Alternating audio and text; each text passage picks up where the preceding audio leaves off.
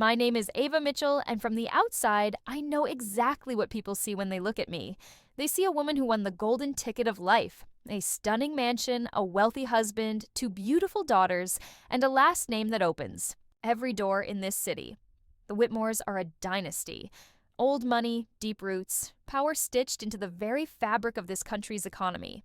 Their hotels line the coasts, their investments stretch across Silicon Valley, their political connections run deeper than the subway tunnels. Being part of them is like being draped in a flag of privilege. And me, I'm the woman on Brandon Whitmore's arm. The woman in the glossy photos at charity galas, smile flawless, hair pinned perfectly, the picture of grace and good fortune. People whisper about me. She's so lucky. She must be living a dream. But if they could trade places with me for a single night, they'd realize the truth. I don't live in a dream. I live in a prison. The Whitmore Mansion is a fortress of wealth. Endless halls lined with Renaissance art, chandeliers dripping with diamonds, staff that move like shadows. But inside these walls, I am not a wife. I am not a daughter-in-law. I am not even human to them. To my husband, Brandon, I'm an outlet for his rage, a punching bag he can bruise in places his campaign photographers won't notice. To his mother, Margaret, I am nothing more than an intruder who must earn her keep through servitude. From the very first night I entered this house, Margaret set her rules. Every night, she said with a cold smile, "You will bring me tea. Hot, strong, in porcelain, not a second late, and when you deliver it, you will say good night, mother. Do you understand?" I nodded, naive, thinking it was just a quirk. But it didn't end there. Every morning at 4, she added, "You will drive into the city to the Pike Street Market. Buy the freshest salmon they have. You will prepare it yourself. No chefs, no staff. And if the flavor displeases me, you will try again tomorrow." That was my welcome gift to the Whitmore family. Servitude disguised as tradition, and I endured. Because that's what I'd always been told good wives do. Brandon wasn't always cruel. When I first met him, he was magnetic. Dazzling smile, tailored suits, the kind of man who knew how to make a woman feel like she was the only one in the room. He told me I was brilliant, beautiful, destined for more than the small-town TV station I worked at. He painted a future so vivid, I gave up my career, my independence, my freedom, because I thought I was trading up. But the first time his hand struck me, I understood what I had really traded for. It was a late night during his first political fundraiser. The photographers had just left. Champagne still fizzed in crystal flutes. He was drunk, frustrated about a donor who hadn't committed. I made the mistake of asking him if he wanted to sit down, to rest. The slap came so fast, I didn't even process it until my cheek was burning. "Don't you ever make me look weak?" he hissed, his eyes cold, his jaw tight. And just like that, the man who once called me his angel had turned into my captor. If I survived those nights, it was because of Lily and Arya. Lily, my eldest, has her father's sharp green eyes, but none of his cruelty. She's gentle, curious, always asking why the world works the way it does. Arya, younger but bold, laughs like bells and clings to me with a ferocity that reminds me love still exists in this world. Every day I told myself the same thing. Endure, Ava. Endure for them. I'd smile through broken ribs when I tucked them into bed. I'd hide the bruises beneath long sleeves as I braided their hair for school. I'd tell them fairy tales at night, whispering that princesses always find a way out of the tower. Even as I doubted if I ever would, they were my light in the darkest of nights, my reason to stay alive. For years, I thought silence was survival. I thought if I kept my head down, played the obedient wife, endured Margaret's venom and Brandon's fists, one day I might carve out a sliver of peace for myself and my girls. But lately, I feel something shifting inside me. Because here's what the Whitmores don't know. Every insult, every slap, every cruel dawn drive for salmon, I remember it. All. I keep receipts, literally and figuratively. The bruises may fade, but I've photographed them. The insults may echo, but I've recorded them. In my heart, in my mind, in hidden files they don't know exist. The Whitmores believe they own me, that I am powerless, that I am silent because I am weak, but they are wrong. I am silent because I am patient. And patience, in the hands of a woman with nothing left to lose, is the sharpest weapon of all. This is not the story of a perfect wife. This is not the story of a woman who broke under the weight of her abusers. This is the story of a woman who endured long enough to strike back. This is the story of my revenge. People imagine that marrying into a family like the Whitmores means being carried on silk pillows, sipping champagne at noon, never having to lift a finger. But my reality was nothing like that. Luxury in the Whitmore mansion came with chains. Not the kind you can see, of course. My chains were woven from rules, expectations, and humiliation. Every morning before the sun even broke the horizon, I was up, pulling a coat over my pajamas, keys in hand, racing into the city to buy her favorite salmon from Pike Street Market. We had staff who could have done it in minutes. But no, Margaret insisted it had to be me. You wanted to marry into this family, Ava. She'd sneer as I stood in the kitchen at 5:30 a.m., shivering from the cold air outside, filleting fish, with hands that trembled from exhaustion. So act like you deserve it. When I finally set the dish down on the breakfast table, Margaret would take one delicate bite, wrinkle her nose, and push the plate away. Too dry, again tomorrow, and she'd sweep out of the room in her silk robe as if I hadn't just clawed my way out of bed at 4 a.m. to satisfy her whim. There were other rules, too. I was forbidden from sitting down at family dinners until everyone else had been served. If I laughed too loudly, I was told I was embarrassing the Whitmore name. If I tried to visit my mother, Margaret found a way to block it. "Your mother doesn't belong in this house, Ava," she'd say sharply. "She's not our kind of people, and neither are you, truthfully. Don't bring shame to this family by dragging in outsiders." The message was clear. My mother, the woman who raised me with love and sacrifice, wasn't good enough for the Whitmores. And by extension, neither was I. It wasn't just isolation. It was erasure. Slowly, piece by piece, they were stripping me of who I used to be, until all that was left was their obedient shadow. If Margaret was the iron fist of the household, Brandon was the golden boy. At least, that's how the world saw him. To the eyes cameras, he was perfect. Tailored suits, bright smile, shaking hands with voters, kissing babies on campaign trails. He was running for a seat on the city council, branding himself as the family man who wanted to restore values to the community. But behind closed doors, he barely looked at his daughters. He came home drunk most nights, reeking of whiskey and perfume that wasn't mine. Sometimes he didn't come home at all, and when he did, he made sure I paid for every drop of his frustration. "Do you have any idea what kind of pressure I'm under?" He'd snarl, slamming his fist on the marble counter as I tried to coax him into silence before Lily and Arya woke up. "The last thing I need is you nagging me." If I dared to argue, he'd grab my arm, his grip so tight it left bruises for days.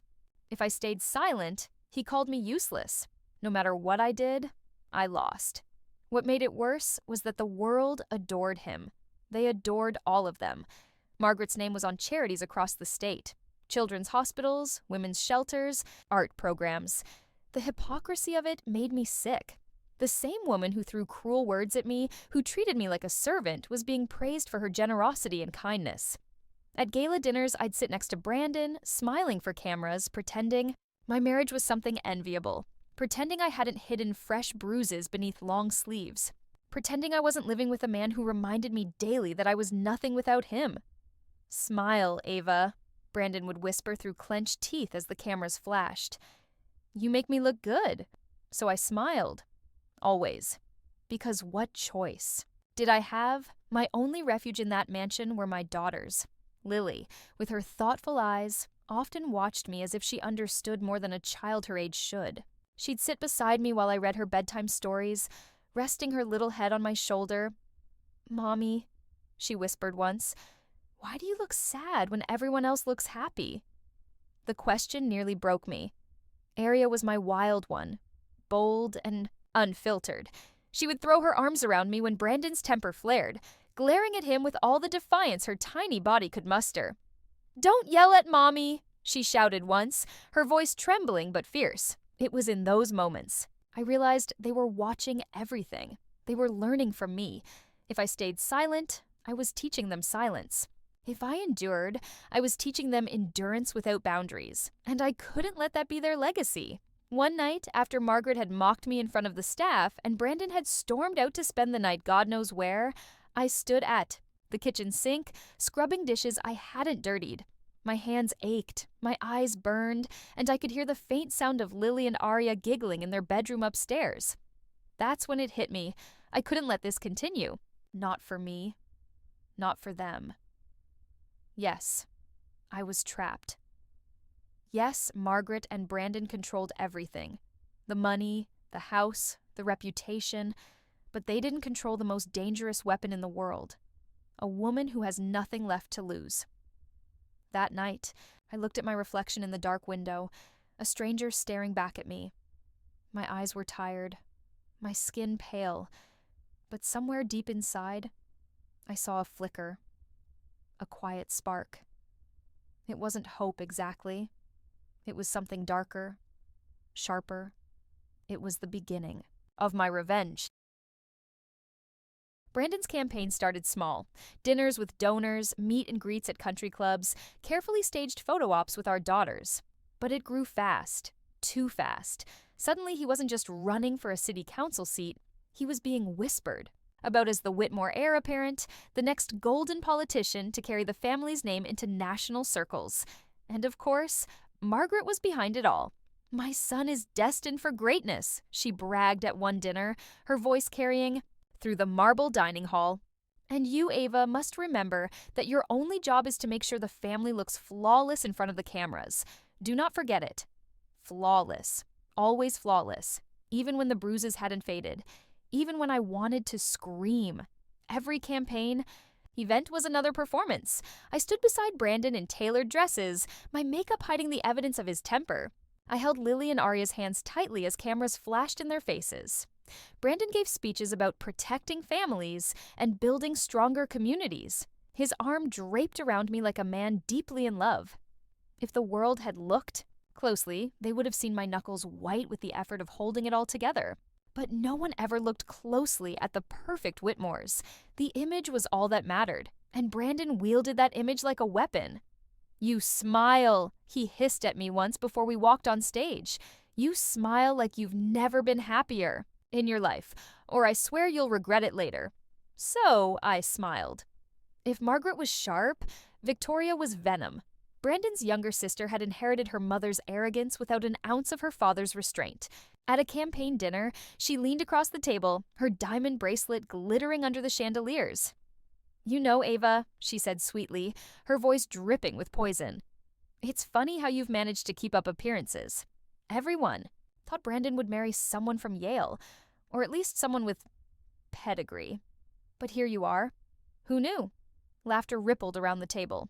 Not from everyone. Danny, Brandon's younger brother, shifted uncomfortably, but from enough people to sting. I swallowed hard, fighting the urge to throw the wine in her smug face. Instead, I smiled, because that's what I had been trained to do. Victoria smirked, satisfied. "Don't worry, dear. You're doing fine for what you are." Those words clung to me like oil, impossible to wash away. That night, after the Whitmore estate had gone quiet, I sat in my room staring at the family photos lining the dresser. Brandon's political posters had already begun to scatter across the city, his face smiling from billboards, campaign slogans painted in red and gold. But all I wanted was to see someone who loved me for me. I hadn't seen my mother in years. Margaret had made sure of that. "Your mother doesn't belong here," she'd said, her nose wrinkling in disdain. "You'll embarrass yourself and us if you keep clinging to your old life." But I couldn't take it anymore. So, the next morning, I lied. I told Margaret I was going to a boutique to pick up a dress for the next fundraiser. Instead, I drove across town to the little house I had grown up in. My mother opened the door, her hair grayer, her eyes softer than I remembered. She looked at me like I was still her little girl, and for a moment, I almost collapsed into her arms. She didn't know the details. How could she? I never let her see my bruises, never let her hear my cries. But mothers know. "You look tired, sweetheart," she whispered, brushing my cheek with her hand. "Are you eating enough? Are they treating you well?" I wanted to tell her everything, that her daughter was living in hell, that the Whitmores were tearing me apart piece by piece, that I was drowning. But I looked at Lily and Arya, standing beside me with their innocent smiles, and I swallowed the truth. Instead, I showed her photos. Photos of birthdays she had never attended, moments she had missed because Margaret forbade me from bringing her into our lives.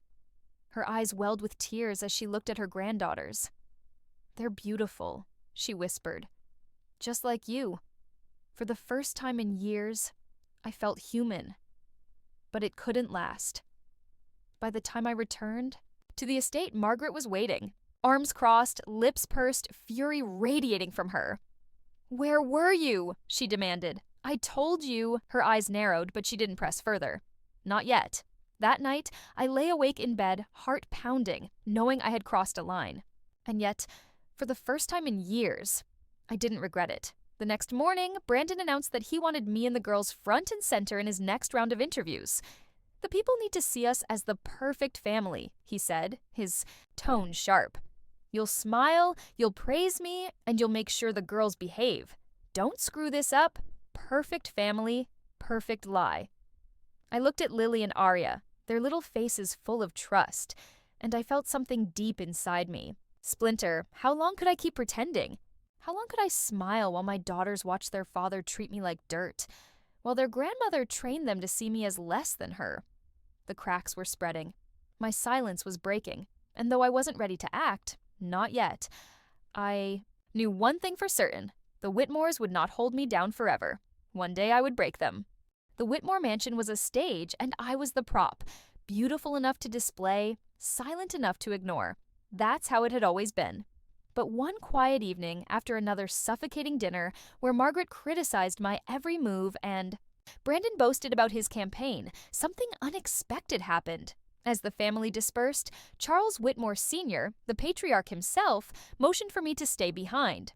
Charles was a man of presence. Sharp suit, silver hair, eyes that had seen everything and missed nothing. He rarely spoke to me beyond polite greetings, and when he did, it was in front of others. Always measured, always proper. But this time, it was just us. "Ava," he said, his voice low, steady. "Walk with me." My heart skipped. Margaret would hate this. Brandon would hate this. But I followed anyway, down the long hallway lined with portraits of stern Whitmore ancestors. We stepped into his study, a room that smelled of leather and old books. He closed the door, sealing us away from the rest of the family. "I've been watching you," he said simply. Those words sent a chill down my spine. "Sir?" I asked carefully. "You've been through hell," he continued, his gaze steady. "I'm not blind. I see how my son treats you. I see how Margaret uses you. 7 years, Ava. 7 years of endurance. Most women would have broken long ago." I opened my mouth to deny it, to brush it off, fearful of what would happen if Margaret or Brandon ever found out he'd said this. But he raised a hand. "Don't bother pretending," Charles said. "I built an empire on reading people. And you, my dear, are not weak. You've survived this family in ways none of them could." I stared at him, caught between disbelief and a flicker of hope I didn't dare feel. "Why are you telling me this?" I whispered. He leaned back in his chair. "Because I need someone like you." That startled me. "I'm handing you an opportunity," Charles said. "One of our hotels, downtown, struggling, bleeding money. I want you to take it over, manage it, turn it around." My breath caught. A hotel? Me? I've never managed a hotel, I said, my voice trembling. "No." He agreed. "But you've managed survival in this house, and that takes more skill than running a hotel." His eyes sharpened. "Prove yourself, Ava, and I'll make sure you're rewarded. Shares, a position at the company, independence. Independence." The word burned in my chest like fire. Of course, nothing in the Whitmore family came without risk. "You'll need to keep this quiet," Charles warned. "Margaret cannot know. Brandon cannot know. If they find out, they'll sabotage you before you begin." I nodded, my pulse racing. For the first time in years, someone wasn't dismissing me, belittling me, or using me. For the first time, I wasn't just Ava the punching bag, Ava the servant. I was Ava Mitchell, the woman with a chance. "Why me?" I asked softly. He smiled faintly. "Because unlike the rest of them, you have something they don't. Hunger. And hunger, Ava, drives results." I began visiting the hotel in secret, under the guise of charity work. I studied the books, walked. The halls spoke with staff.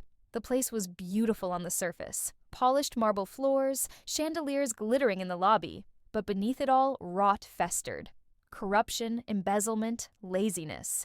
The hotel was a sinking ship, and the Whitmores had let it slide because it wasn't glamorous enough to care about. I cared, and the staff noticed. For the first time, someone wasn't barking orders from behind a desk. I listened. I asked questions. I rolled up my sleeves and worked beside them. It felt good. It felt powerful, but secrets don't stay buried in the Whitmore family for long. One night, Margaret cornered me as I walked into the mansion. "Where have you been?" she demanded, her eyes like daggers. "At the hotel," I answered evenly, surprising myself with the calm in my voice. Her face twisted in outrage. "Charles told you about that? He gave you responsibility? You?" Her voice dripped with disgust, as though the very idea was offensive. "You're nothing but a charity case he dressed up and married into this family," she spat. "Do you honestly think you're capable of running anything?" I held her. Gaze. Silent. And for the first time, Margaret didn't see me lower my eyes in submission. For the first time, she saw defiance. Brandon's reaction was no better. "You're not seriously entertaining this, are you?" He sneered when he found out. "Running a hotel? That's ridiculous. You'll embarrass us all. Leave business to men who actually understand it." I didn't argue. Not out loud. But inside, a storm was brewing. He underestimated me. They all did. And that was going to be their downfall. The more time I spent at the hotel, the more alive I felt. For years, my existence had been narrowed down to serving others, enduring humiliation, smiling through pain. But at the hotel, people looked to me for answers. They respected me. I began making changes, cutting unnecessary expenses, firing corrupt managers, rewarding hardworking staff. Slowly, the numbers began to shift. What had once been a failing property was starting to show signs of life. It was intoxicating and dangerous, because with every success, my hunger grew. This wasn't just about proving myself anymore. This was about building the foundation of something bigger, something strong enough to crush the Whitmores at their own game. That night, as I drove back to the mansion, I gripped the steering wheel tightly, adrenaline thrumming through my veins. For the first time in 7 years, I wasn't powerless. For the first time, I had a weapon in my hands. A window had opened, and I wasn't just going to step through it, I was going to tear the whole wall down. The hotel became my sanctuary. Every morning, I slipped out of the mansion under the guise of charity meetings and drove downtown to the Whitmore Grand. On paper, it was one of their crown jewels, an iconic landmark in the heart of the city.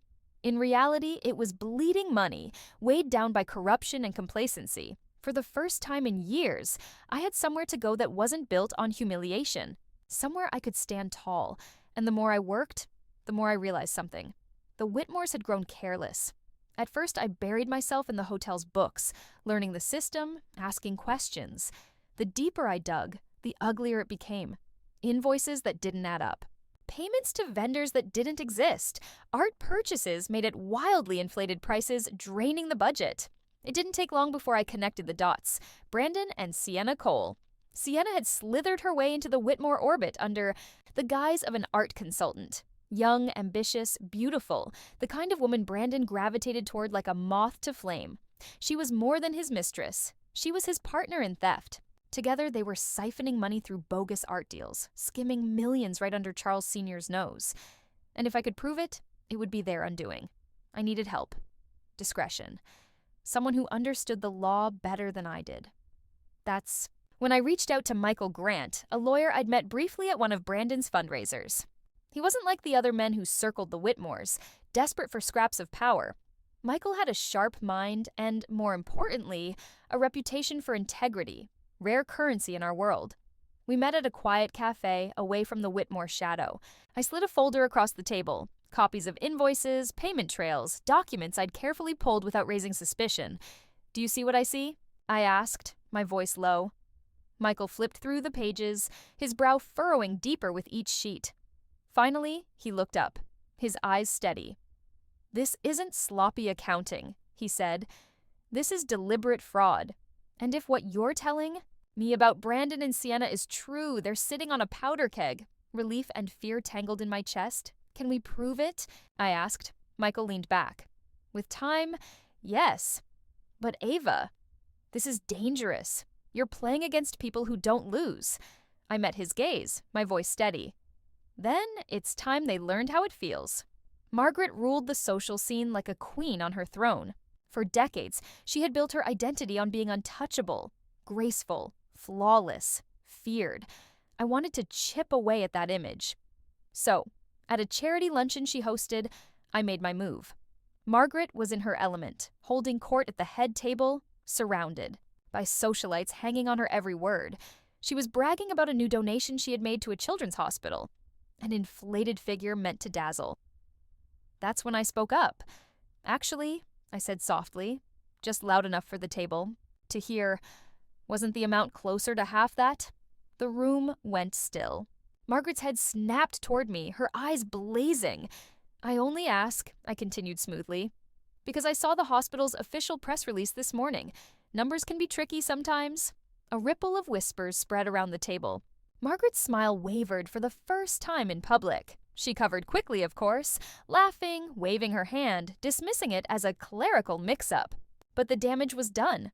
For the first time, the cracks in her perfection had been revealed in front of her peers. And I savored it. That night, Margaret cornered me in the hallway of the mansion, her fury barely contained. "You humiliated me," she hissed. I tilted my head, feigning innocence. Oh, I didn't mean to. I just thought accuracy mattered in front of donors. Wouldn't want anyone thinking we exaggerate. For a moment, I thought she might strike me. But then she saw it. The calm in my eyes. The lack of fear. Something shifted between us in that moment. For 7 years, I had been the obedient daughter-in-law, silent, submissive. But now, Margaret was beginning to sense what Charles had already seen. I wasn't weak. I was dangerous. At the hotel, changes were snowballing. I cut ties with shady vendors, replaced lazy managers, and implemented new systems. Staff morale soared. Guests began leaving glowing reviews again. For the first time, the hotel turned a modest profit that quarter. When Charles saw the numbers, he summoned me to his office. "You did it," he said, a rare smile tugging at his lips. "In 3 months, you've accomplished what my so-called executives couldn't in 5 years. He slid a folder across the desk.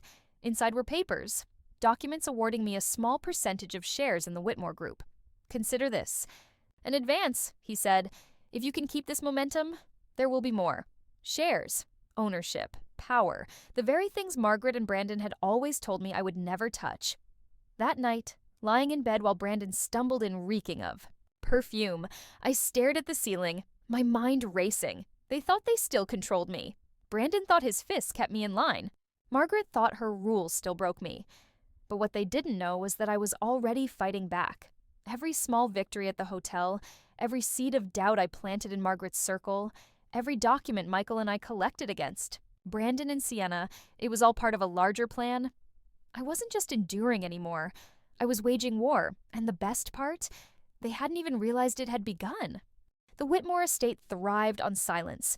Margaret's rules, Brandon's rages, Victoria's sneers, they all depended on my compliance, my willingness to keep my head down and play the part of the obedient wife. But something had shifted. I wasn't hiding anymore. The mask they forced me to wear, the flawless smile, the bowed head, the silence, it was cracking. And for the first time, I didn't bother gluing it back together. It happened at one of Margaret's infamous dinner parties. Senators, CEOs, and high society wives filled the long mahogany table, their laughter echoing off the marble walls. Brandon sat at the head, boasting about his rising poll numbers. Margaret glowed beside him, soaking up the attention. I sat halfway down, silent, as always, until Margaret decided to make me her target. "Tell me, Ava," she said loudly enough for the table to hush. "How do you spend your days now? Shopping? Spa appointments? It must be nice to have no real responsibilities." A ripple of polite laughter swept the table. Normally, I would have smiled and deflected, but not this time. I set my wine glass down and met her eyes. "Actually, Margaret, I've been busy turning around one of the family's failing hotels. You remember the Whitmore Grand? It's profitable again." The room stilled. Guests glanced at each other, whispers starting. Margaret's smile faltered. "That's hardly your doing," she snapped. "Charles." Charles trusted me with it, I interrupted smoothly. And the results speak for themselves. I suppose responsibility suits me. The silence that followed was delicious. Margaret's face burned red, her mask of superiority cracking under the weight of public embarrassment. For the first time, I hadn't just defended myself, I had struck, and everyone had seen it. Later that evening, as I slipped out to the garden, for air, I felt a presence beside me. It was Claire, Brandon's younger brother Danny's wife.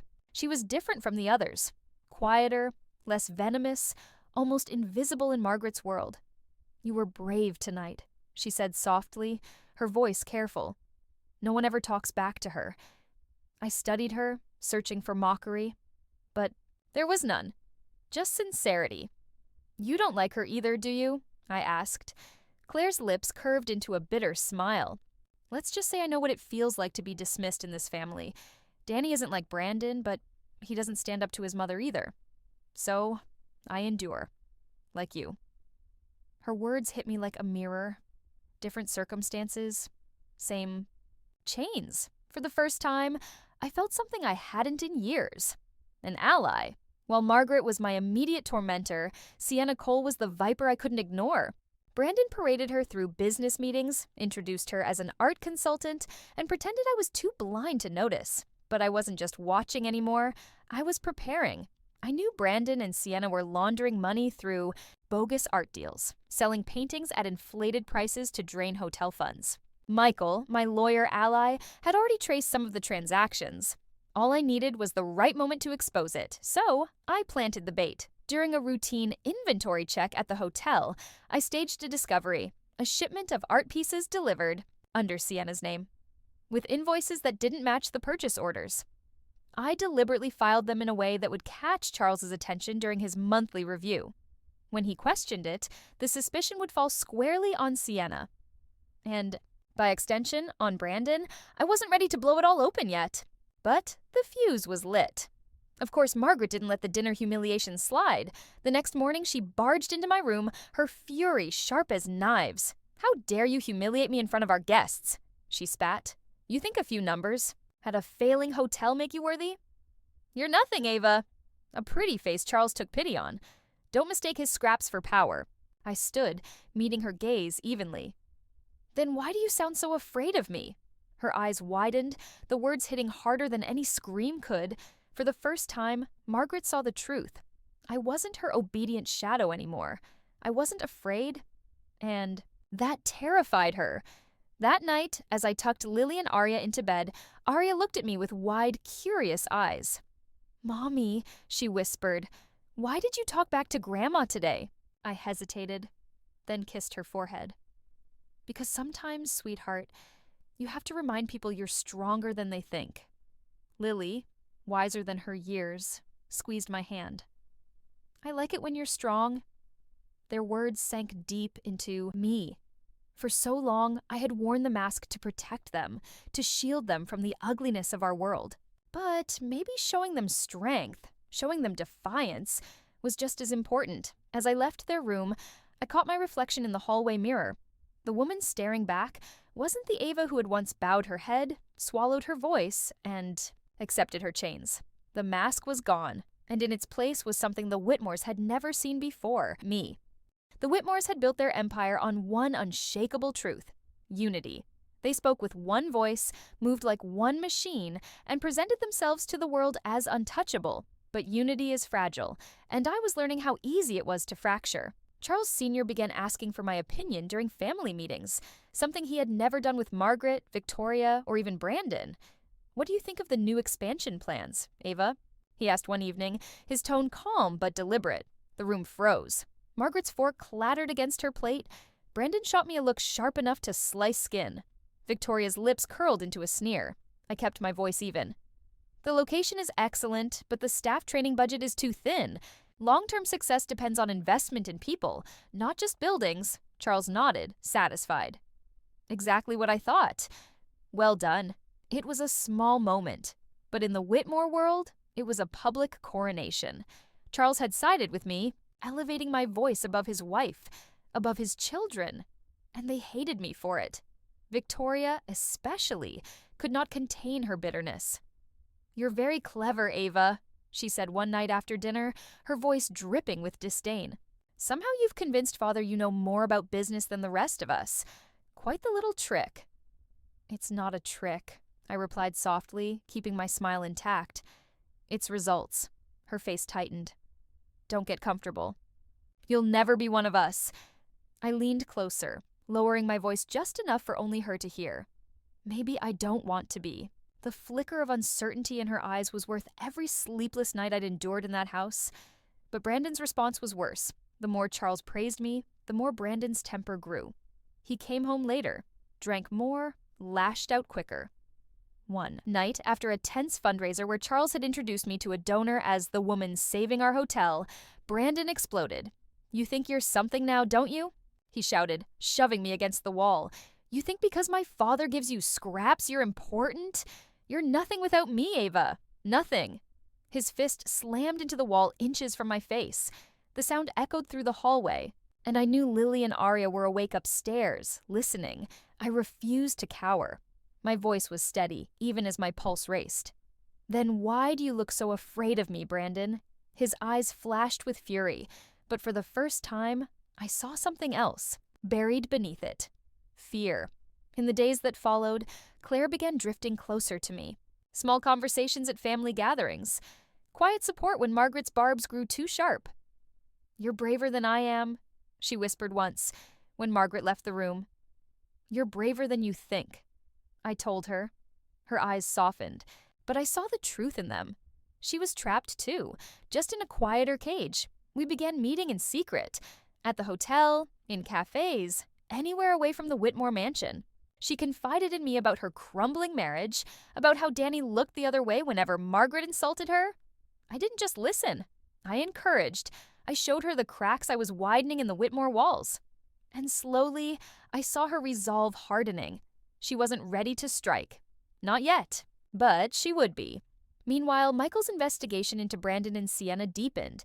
He showed me documents connecting their fake art deals to offshore accounts, emails linking Sienna to shell companies. Enough evidence to destroy Brandon's career and reputation forever. "We need timing," Michael cautioned. "If you drop this too soon, they'll bury it. But if we wait until the right moment, say right before the election, we can ruin him publicly." I nodded, my pulse quickening. Timing was everything. For the first time, I wasn't just surviving, I was planning. One evening I watched as the Whitmores gathered in the living room. Charles reading quietly, Margaret fuming in silence, Victoria glaring at her phone, Brandon pacing with a drink in hand. On the surface, they still looked like the perfect family.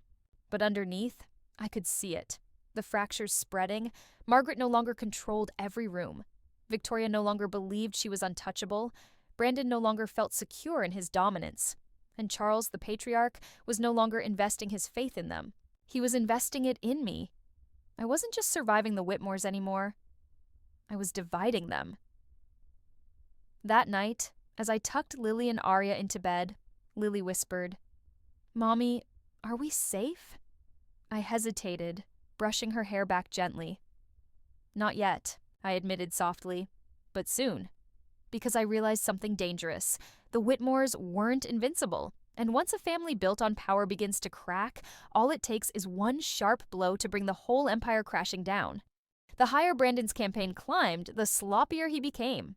At first, he'd hidden his affair with Sienna behind closed doors and coded meetings, but as the polls tightened and stress mounted, caution evaporated. Suddenly, whispers spread. At charity galas and networking dinners, eyes lingered too long when Sienna entered a room. Everyone knew, they just pretended not to. One night, at a donors gala, Brandon didn't even bother with subtlety. Sienna stood across the ballroom in a blood-red gown, her smile dangerous and knowing. Brandon's gaze found her again and again, each time longer, hungrier. Margaret noticed.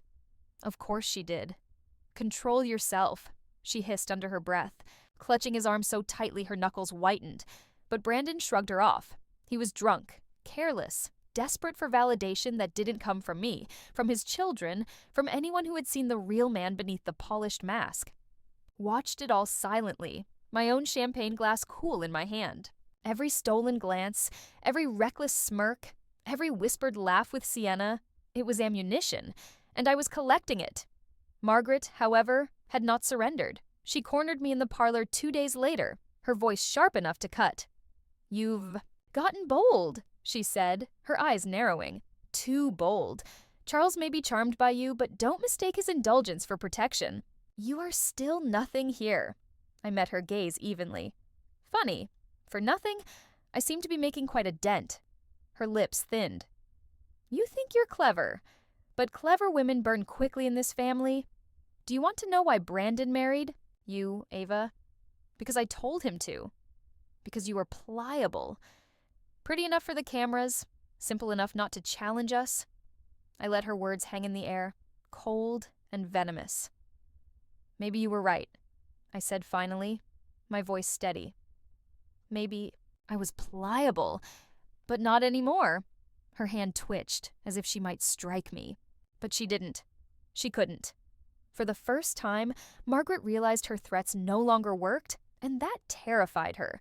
Brandon's biggest campaign event yet was held at the downtown ballroom, a grand fundraiser designed to cement his image as the family man, the savior of the city. Cameras lined the room, flashes popping like fireworks. Brandon stood on stage, Lily and Arya beside him, his arms slung around me like a man deeply in love. But I had set a trap. I had tipped a journalist, quietly, carefully, that Brandon's art consultant was expected at the event. When Sienna arrived, every lens in the room caught her. Her red lips, her lingering hand on Brandon's shoulder when she congratulated him, the way his eyes lingered on her too long. The whispers started almost immediately. By the time the event ended, the photos were already making the rounds online. "Candidate's consultant or mistress," the captions teased. The speculation had begun, and it was only the beginning. That night, Brandon stormed into our bedroom, fury radiating from him. "Did you see what they're saying about me?" he roared, slamming his phone onto the dresser. "Do you think this is funny? Do you think I don't know you had something to do with this?" I stayed calm, sitting at the vanity, brushing my hair with deliberate patience. "Maybe people are just noticing what's been obvious for years." His face contorted. With rage, he crossed the room in 2 strides, grabbing my wrist, his grip like iron. "You'll ruin me," he spat. "But I won't let you, you hear me? I won't let you." For the first time, I didn't flinch. I looked him straight in the eye, my voice ice cold. "You've already ruined yourself, Brandon. I'm just making sure everyone else sees it." His grip faltered just for a moment before he shoved me away and stormed out, slamming the door so hard the walls shook. I sat in the silence that followed, my wrist throbbing, my pulse steady. For years, I had endured. For years, I had swallowed my screams, hidden my bruises, played the obedient wife. But now, I wasn't hiding. Brandon was unraveling. Margaret was slipping. The cracks in the Whitmore armor were spreading faster than even I anticipated. And I wasn't afraid anymore, because this wasn't survival anymore. It was war, and I was winning. The Whitmores were beginning to wobble. Brandon lashed out more each day, his mask of control slipping as the affair rumors spread. Margaret scrambled to mend her social circle, her once untouchable image now tinged with doubt. Victoria sulked, in bitter jealousy, as Charles continued to ignore her opinions. And me, I was building an army. Michael and I met in the quiet back corner of a law office downtown. He slid a flash drive across the table, his voice low. "This is everything," he said. "Wire transfers, fake invoices, emails linking Brandon and Sienna to shell accounts. It's airtight." I held the drive in my palm, the weight of it like a weapon. "With this," he continued, "we can bury him. But the timing has to be perfect. If we release it too early, the Whitmores will smother it. Too late, and the election will already be decided." I nodded, my mind racing. "We wait until his campaign is at its peak, when the fall will hurt the most." Michael studied me for a long moment. "You've changed, Ava. The woman I met months ago wouldn't be planning her husband's public execution." I met his gaze, steady. "That woman didn't survive. This one did." Claire grew bolder too. No longer content to stay silent, she began pushing back against Margaret in small but deliberate ways. At dinner one evening, Margaret made a cruel remark about Claire's uselessness in the family. Instead of shrinking, Claire lifted her chin. "Funny," she said calmly. "Charles doesn't seem to think Ava or I are useless. Maybe the problem isn't us." The table froze. Margaret's eyes narrowed in fury, but Charles Sr. chuckled, a sound so rare it sent a ripple of shock through the room. Claire's eyes flicked to mine, a spark of courage there. She was learning. Later that week, Charles Sr. summoned me to his study again. "You've done well," he said, sliding the latest financial report of the hotel toward me. "Profitable again, for the first time in years," the board noticed. He leaned back, studying me. "You know, Ava, legacies don't have to be inherited. They can be built. Margaret believes power is her birthright. Brandon believes it's his entitlement. But power doesn't work that way. It belongs to those strong enough to wield it." My pulse quickened. Was he saying what I thought he was saying? "Keep doing what you're doing," Charles said, his voice firm.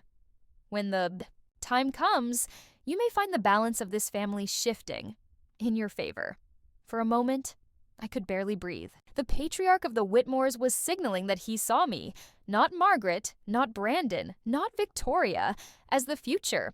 The irony was almost laughable. The girl they had dismissed as pliable was becoming the woman who could take their empire.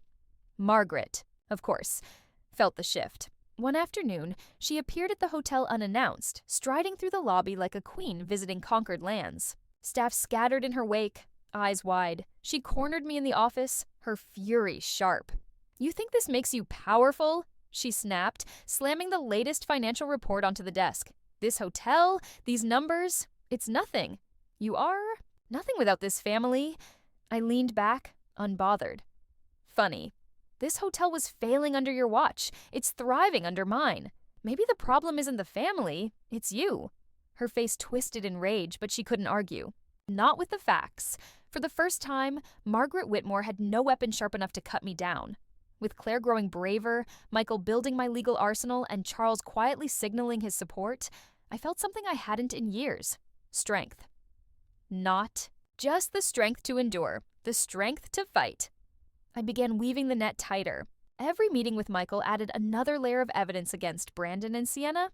Every conversation with Claire brought her closer to standing beside me instead of behind Margaret.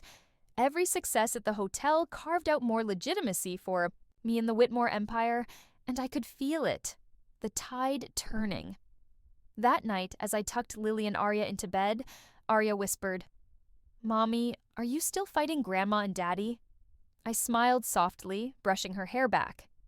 "Yes, sweetheart, but not alone anymore." Because that was the truth. For 7 years, I had been isolated, silenced, beaten into submission. But now, allies stood with me. Allies who believed in me.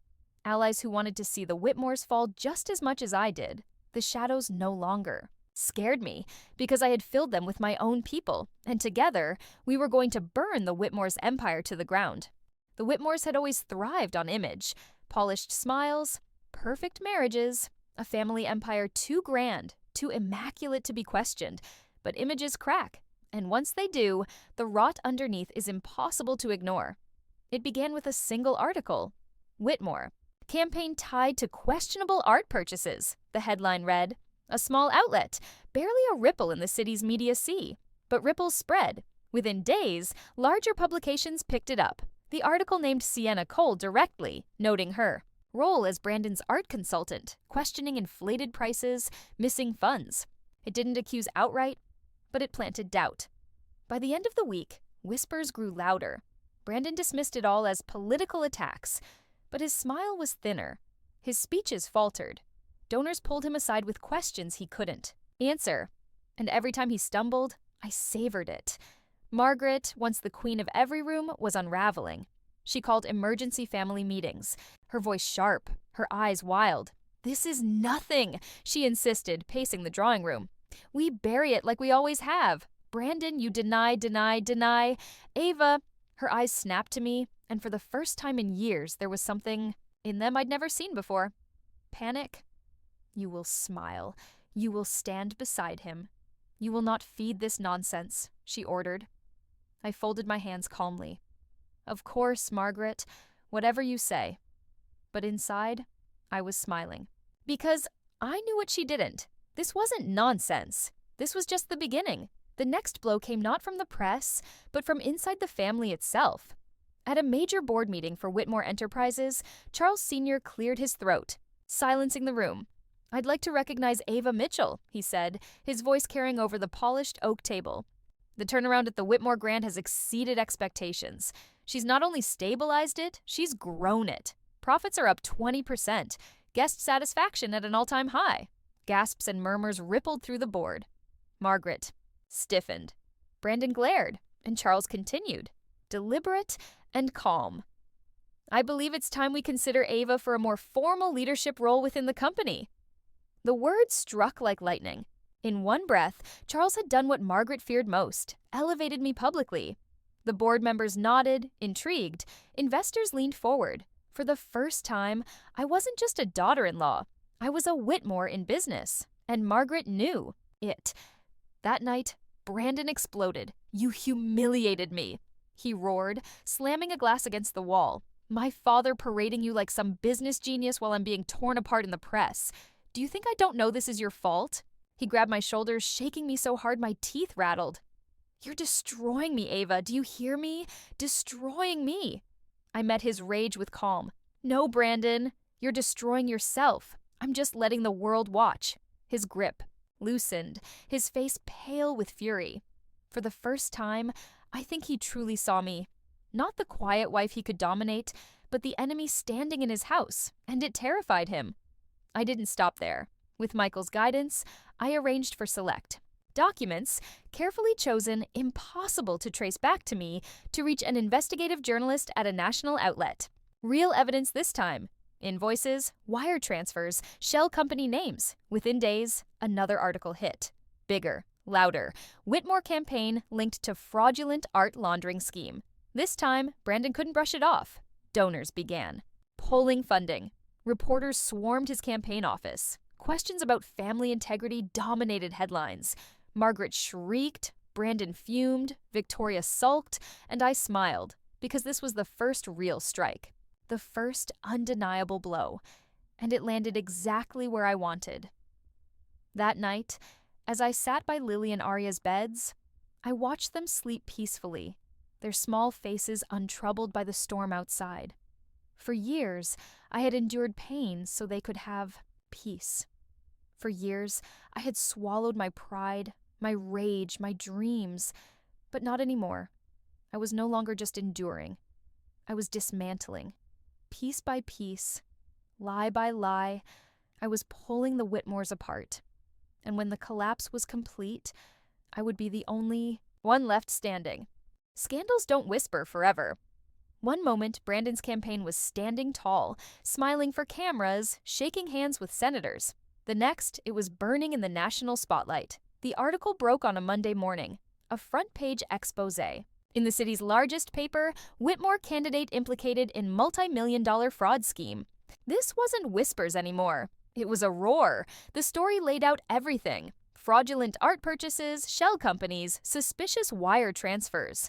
Brandon's name appeared in black ink across every page. His mistress, Sienna Cole, was named, directly as a co-conspirator. Within hours, the story was everywhere. Morning talk shows dissected it. News anchors questioned his moral character. Donors froze accounts. Endorsements vanished. Brandon's polished image as a rising political star crumbled into dust. And I had front row seats. It didn't take long for Sienna to turn on him. Faced with the threat of indictment, she struck a deal with investigators, handing over emails, recordings, and her own testimony to save herself. "She's lying!" Brandon shouted during one of the frantic meetings at the mansion, his face red, his tie hanging loose around his neck. "She's just trying to protect herself." But the evidence was damning. Every denial only made him look guiltier. Margaret screamed at him to fix it. Victoria sulked, claiming she had warned him. And me? I stayed quiet, watching the empire crumble from within. The social circles Margaret had once ruled turned on her with ferocity. Charity boards quietly removed her name. Invitations stopped arriving. Women who once kissed her cheek now whispered behind her back. At a luncheon where she had always sat at the head table, she found herself placed near the back, ignored. Her presence tolerated rather than revered. Humiliation ate at her. The woman who had once controlled every room now struggled to even enter them. And the worst part? She knew exactly who to blame. Me. As the pressure mounted, Brandon spiraled deeper into rage. "You did this!" he screamed one night, his voice echoing through the mansion. "You've been waiting for this moment, haven't you? Smiling, playing the good wife while you stuck the knife in my back." I stood calmly, meeting his fury with ice. "I didn't. Need to stick a knife in your back, Brandon? You've been stabbing yourself for years. I just stopped cleaning up the mess." For the first time, he struck me not in secret, but in front of Margaret. Her gasp filled the room. Not with horror, but with realization. Brandon's mask was gone. The perfect son, the perfect candidate, the perfect husband had disintegrated, and there was no hiding it anymore.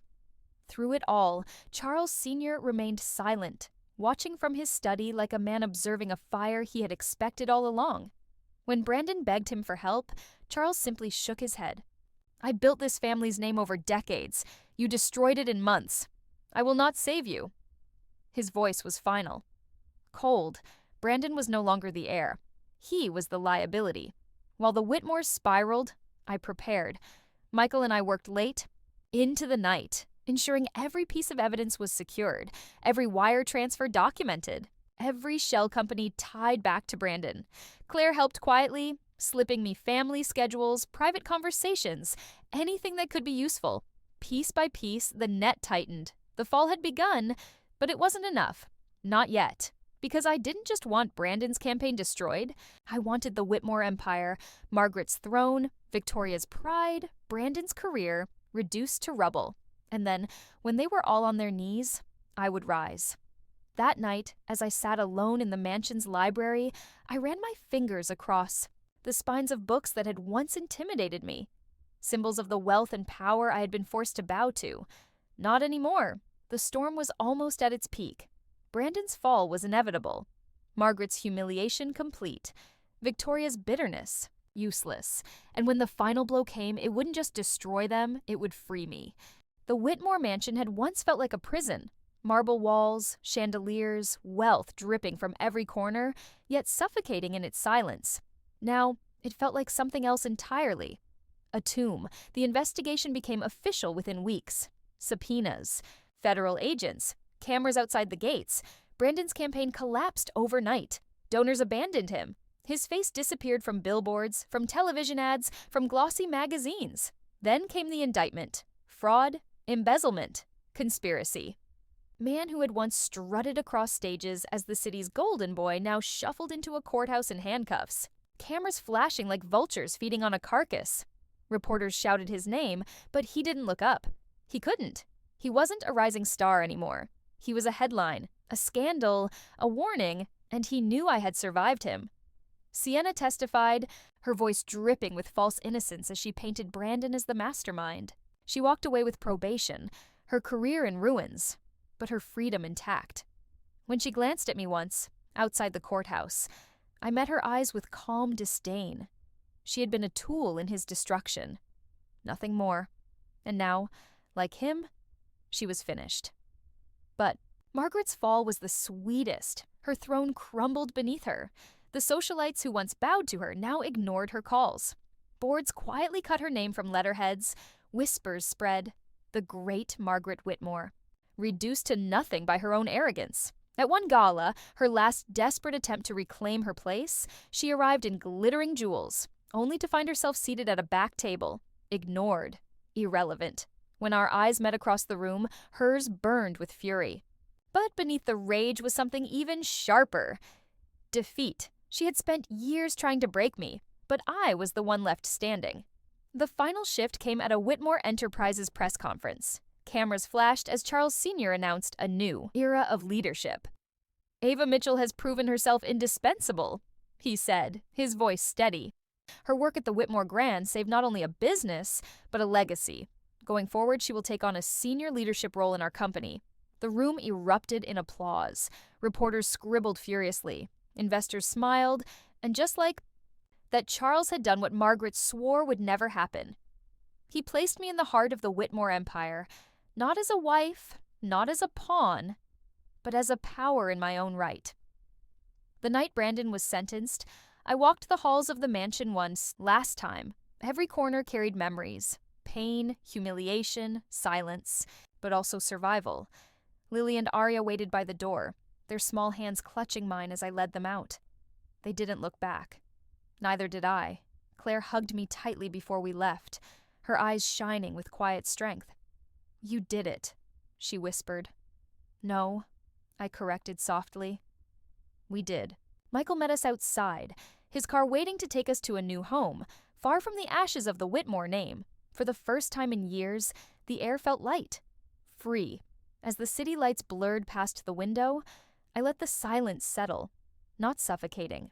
This time, but liberating. 7 years ago, I had entered the Whitmore family as nothing more than a quiet wife, pliable and obedient, easy to dismiss. They underestimated me.